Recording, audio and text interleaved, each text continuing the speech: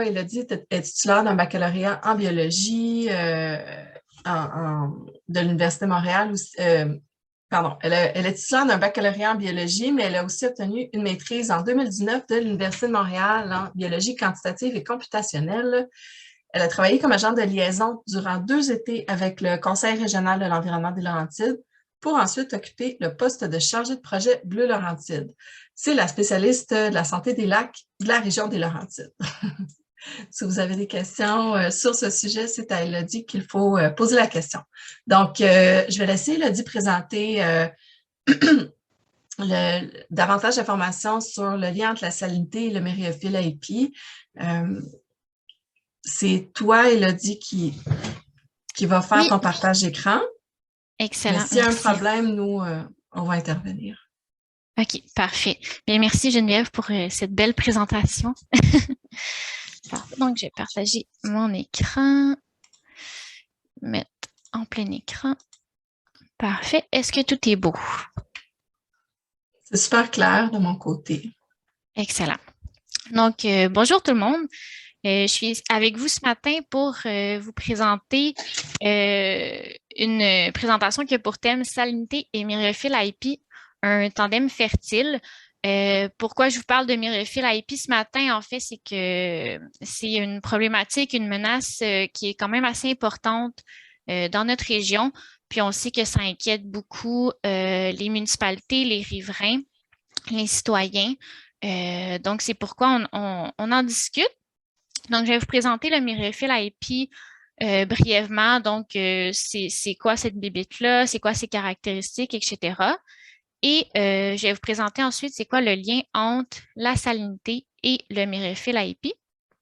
Et je vais terminer par vous présenter une étude que le CRE Laurentide a fait en collaboration avec Dr. Richard Carignan, qui est un chercheur et ancien professeur à l'Université de Montréal en limnologie. Une étude qui a eu lieu sur les parcs les lacs, du Parc national du Mont-Tremblant et qui met en lumière un petit peu le lien là, entre les sels et le myriophylle AIP. Donc, premièrement, le myriophylle AIP, certains d'entre vous en ont peut-être déjà entendu parler brièvement, vite. Certains le côtoient peut-être un petit peu plus dans certaines municipalités. Donc, le myriophylle AIP, de son petit nom latin Myriophyllum spicatum, ses principales caractéristiques, d'abord, c'est une plante aquatique submergée, donc sous l'eau, et qui est enracinée au fond. C'est une plante aquatique qu'on qualifie d'exotique envahissante. Exotique parce que c'est une plante qui a été introduite dans des milieux qui sont hors de son aire de répartition naturelle. Donc, c'est une plante qui est originaire de l'Europe, l'Asie et l'Afrique et a été introduite en Amérique du Nord, là, il y a de ça quand même plusieurs dizaines d'années. Et on la qualifie également d'envahissante parce qu'elle possède beaucoup de qualités qui lui permettent d'envahir des milieux, les coloniser quand même assez facilement. Le myriophylle AIP peut mesurer jusqu'à 6 mètres environ. Et quand les conditions sont favorables, il peut former une canopée quand même assez dense. Ensuite, les racines, les rhizomes et les pousses qui sont près du sol sont résistantes à l'hiver, donc ce qui lui permet au printemps suivant de croître quand même assez rapidement et tôt en saison, donc de prendre beaucoup de place. Donc, il possède une croissance rapide. Il se reproduit par graines, mais aussi par fragmentation, ce qui veut dire qu'un fragment de la plante, un petit bout de myriophylle, peut être suffisant pour faire un nouveau plant. Donc, ce qui fait en sorte que la propagation du myriophylle AIP est quand même assez facile d'un lac à l'autre. En termes d'habitat, on retrouve cette espèce dans des lacs, des étangs, des marais, mais aussi des sections calmes des rivières ou des fleuves. On va le trouver habituellement dans des profondeurs de 1 à 4 mètres, mais si l'eau est très claire, on peut le trouver jusqu'à 10 mètres de profondeur, là, ce qui est quand même assez important. C'est une plante également qui tolère une grande variété de conditions et de substrats. Donc, c'est sûr qu'il y a certaines conditions optimales qui vont favoriser sa croissance, mais ce qui fait que c'est un bon envahisseur, c'est qu'il tolère vraiment une grande variété de conditions. Donc, si je parle des besoins, pas nécessairement seulement du myriophylle IP, mais des plantes aquatiques submergées en général, ils ont d'abord besoin de lumière, comme toutes les plantes, pour la photosynthèse. Et bon, j'apprends rien à personne ce matin, la lumière provient du soleil. Ensuite, ils ont besoin de nutriments, principalement de phosphore et d'azote. Pour les plantes aquatiques submergées, la majorité de ces nutriments-là vont provenir des sédiments, donc ils vont les obtenir par absorption par leurs racines. Et pour faire la photosynthèse, les plantes ont également besoin de carbone inorganique. La majorité des plantes vont utiliser le dioxyde de carbone, donc le CO2, qui va être dissous dans l'eau pour les plantes aquatiques, mais certaines espèces peuvent utiliser d'autres molécules, donc le bicarbonate et le carbonate. Mais c'est vraiment seulement certaines espèces, dont le myriophylle IP, qui possède ces caractéristiques-là. Pour la photosynthèse, il va être capable d'utiliser le bicarbonate et le carbonate. Et on va voir un petit peu plus loin là, pourquoi c'est important. Donc, ensuite, pourquoi il y a un lien entre les sels et le myriophylle IP? C'est sûr que tout ce qui se passe dans un écosystème aquatique, c'est quand même assez complexe, mais je vais essayer de vous l'expliquer le plus simplement possible. Donc, je vais revenir un petit peu sur la notion de bassin versant que Johanna a présenté tout à l'heure parce que c'est ça qui a un principal impact sur les lacs. Donc, un bassin versant, c'est vraiment l'ensemble d'un territoire qui va être drainé par un cours d'eau principal et ses tributaires ou encore par un lac.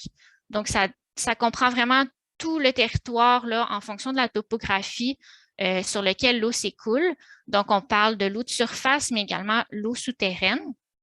Et donc, tous les sels déglaçants qu'on va épandre sur le territoire vont se retrouver dans un bassin versant et éventuellement dans un cours d'eau ou un lac.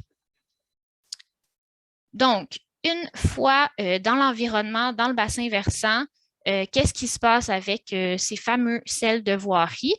On ne fera pas un gros cours de chimie, là, mais je dois quand même présenter certains éléments qui sont importants pour faire le lien entre les sels et le myriophylle IP. Donc, il y a principaux quatre types de sels, disons, qui sont utilisés, mais les principaux, comme on a vu tout à l'heure, c'est le chlorure de sodium, chlorure de calcium. Et une fois dans l'environnement, ces molécules-là vont se séparer sous deux petites molécules. On va retrouver donc le sodium, le calcium, le magnésium et le potassium qui sont des éléments à charge positive. Donc, on va appeler des cations.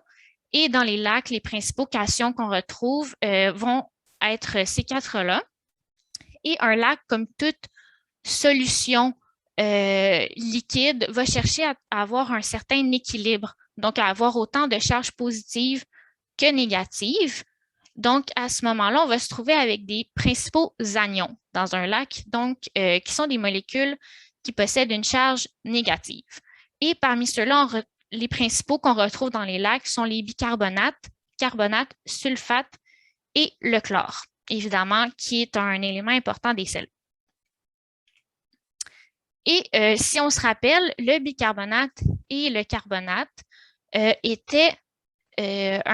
sont des molécules importantes pour la photosynthèse du myriophylle IP. Donc, si je récapitule un petit peu, donc plus on va mettre de sels de voirie qui contiennent évidemment du sodium et du calcium dans le bassin versant, on va se retrouver dans un lac avec plus de cations, donc qui sont les éléments à charge positive dont font partie le sodium et le calcium. Et question d'équilibre, on va avoir une quantité égale d'anions équilibrants, donc les éléments à charge négative, dont font partie le bicarbonate et le carbonate. Et ce qui fait en sorte qu'on a une source de carbone inorganique plus importante pour le myriophylle AIP. Et ce phénomène-là a lieu pour une question là, de chimie dans les lacs où le pH est supérieur à 6,5, ce qui est le cas pour quand même une bonne partie des milieux aquatiques, des lacs de notre région. Puis, donc en gros, plus on met de sel dans l'environnement, ça finit par être acheminé dans les lacs et ça fait en sorte que le myriophylle a un petit peu plus de carbone inorganique, donc plus de nourriture pour sa croissance et se développer plus facilement. Ce qui m'amène à parler de l'étude qu'on a fait au Parc national du Mont-Tremblant, qui a permis vraiment de mettre en lumière certaines relations entre les sels, les lacs, la présence du myriophylle AIP et d'autres éléments également. Juste prendre une petite gorgée.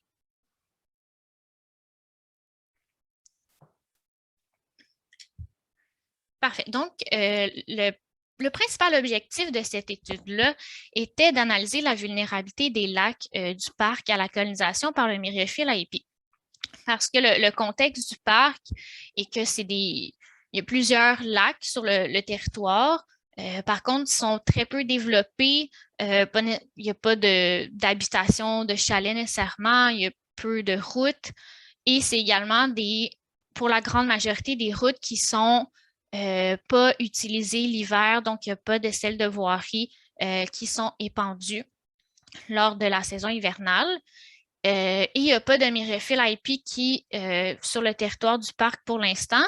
Par contre, il y a une certaine vulnérabilité puisqu'il y a une quarantaine de lacs dans les Laurentides qui sont affectés par le myriophylle AIP, dont certains se trouvent quand même assez près du parc, donc c'était quand même une inquiétude importante. Et donc, on voulait aller voir si jamais le myriophylle est introduit dans les lacs du parc, est-ce que il était très vulnérable à ce que le myriophylle AIP colonise là, de manière assez importante en formant des gros herbiers. Donc, on sait que les conditions propices pour la croissance du myriophylle AIP, c'est des sédiments minéraux riches en nutriments, principalement en phosphore, des eaux claires, donc avec une transparence qui est quand même supérieure à quelques mètres pour permettre une bonne photosynthèse, et une quantité en ions majeurs élevée.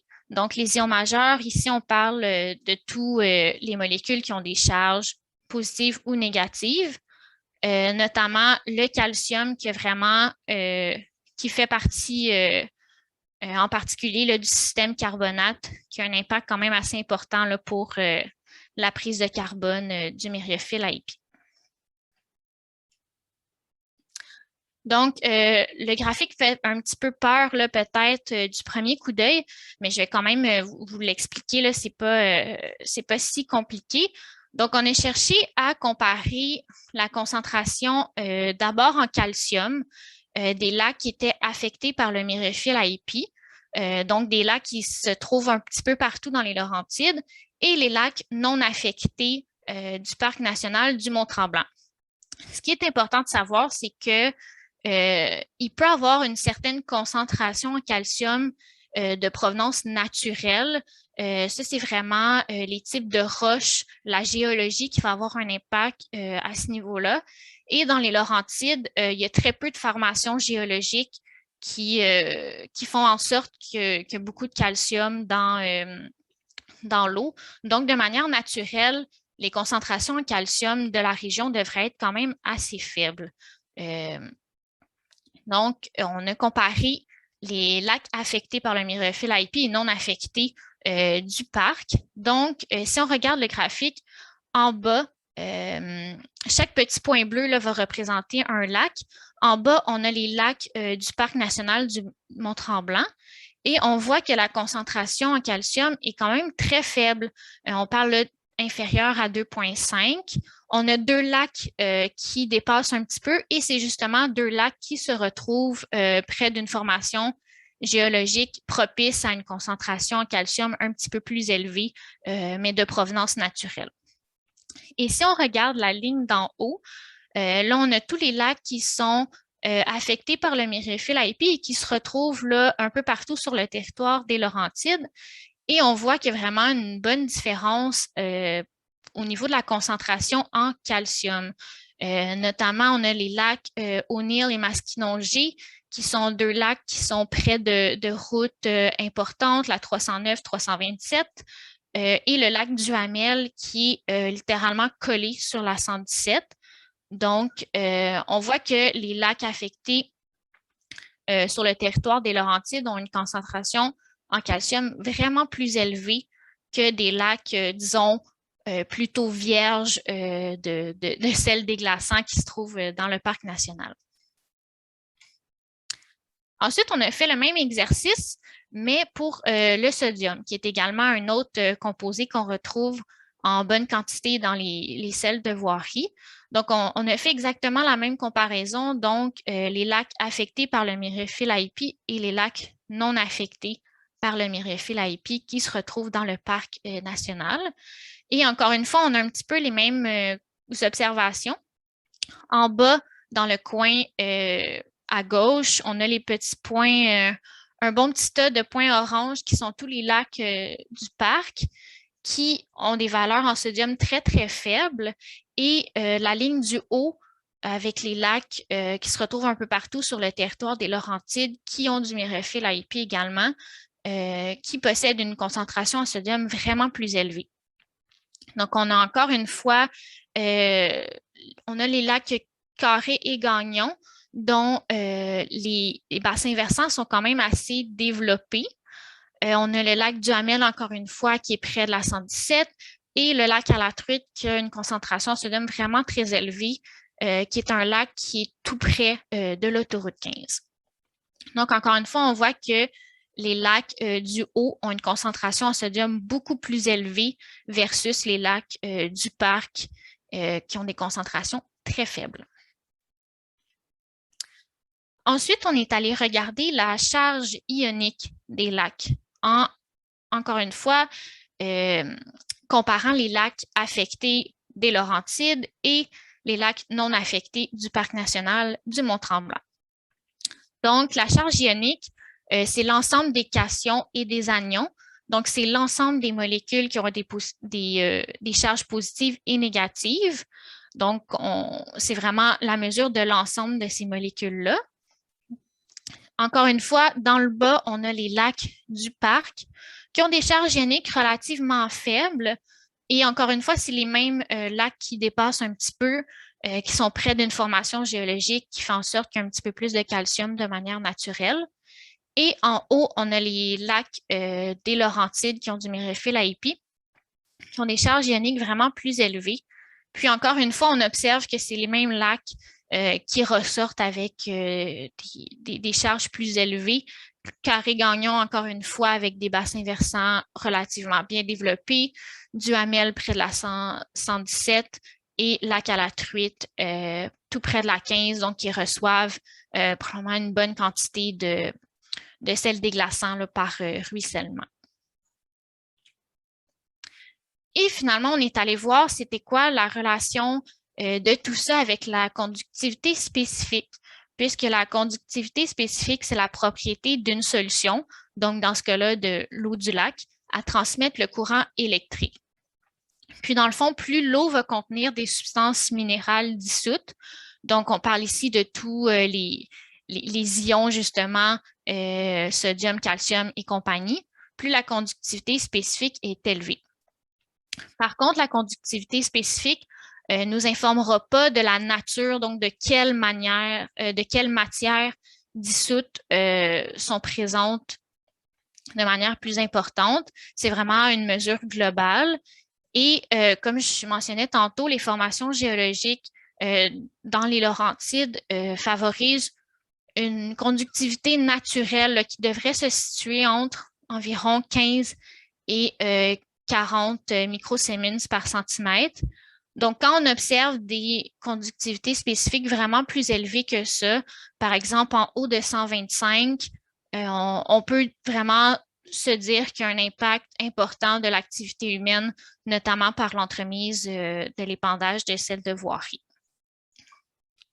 Donc, on est allé, encore une fois, comparer les lacs affectés par le myriaphile IP qui sont un peu partout dans les Laurentides avec les lacs non affectés du parc. Et l'observation va encore dans le même sens, c'est-à-dire que les lacs du bas, les lacs du parc ont des conductivités spécifiques quand même assez faibles de ce qu'on s'attendrait des conductivités spécifiques naturelles, donc inférieures à 40.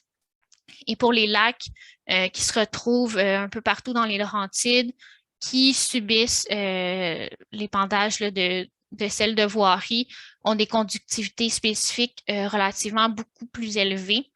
Donc, le lac Carré, par exemple, qui a une conductivité de 231, Duhamel 237 et lac à la Truite 310. C'est des lacs, encore une fois, là, qui sont près de routes où il y a de l'épandage. Et ça nous a permis de voir que la conductivité spécifique était 6 fois plus élevée pour les lacs affectés que pour ceux du parc et 2 fois plus élevée pour les lacs affectés que pour ceux non affectés, donc Laurentides et parcs là, confondus. Donc, on voit vraiment une différence entre les deux.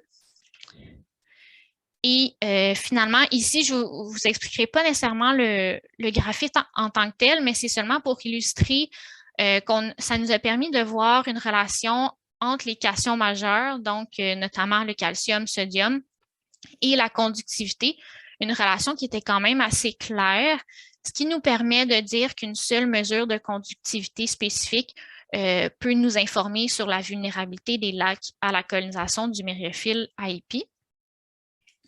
Et finalement, les conclusions de l'étude rapidement. Donc, ça nous a permis de voir que les lacs du parc ils ont une concentration en cation majeure et une conductivité spécifique beaucoup plus faible. Les lacs ayant une concentration en sodium très élevée, c'est souvent par nos observations et l'observation de nos partenaires avec qui on travaille, ce sont souvent les lacs qui sont le plus fortement colonisés par le myriaphile IP, donc où le myriaphile IP prend vraiment beaucoup de place. Et la source de sodium des lacs fortement colonisés proviendrait des sels déglaçants qui sont mis sur les routes. Également, les lacs ayant une concentration en calcium ou en sodium et une conductivité spécifique élevée seraient donc plus vulnérables à la colonisation du myriaphile IP si jamais il y aurait introduction de cette plante. Et il y a un certain lien entre la conductivité et le myriaphile IP, mais c'est sûr que il y aurait place à préciser un petit peu cette relation-là en prenant des mesures plus précises, là, puis sur un échantillon un petit peu plus grand de lac. Donc, voilà. Merci beaucoup pour votre écoute. Si jamais vous avez des questions, n'hésitez pas, ou si jamais par après vous avez d'autres questions, vous pouvez toujours m'écrire, ça va me faire plaisir.